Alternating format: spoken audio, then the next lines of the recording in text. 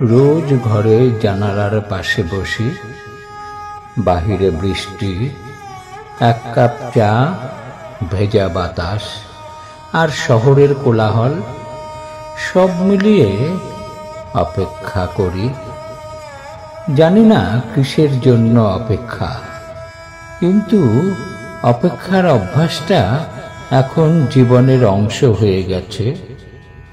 প্রতিটি বিকেল মনে হয় একটি অসমাপ্ত গল্পের মতো, শেষ হতে চায় না, ঠিক যেন ছোট গল্পের সংজ্ঞার মতো, শেষ হয়েও হলো না শেষ, অথচ থেমেও থাকে না।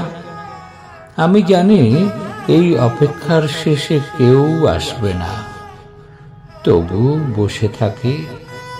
সময় ফুরিয়ে যায়, দিন শেষে আবার রাত হয়।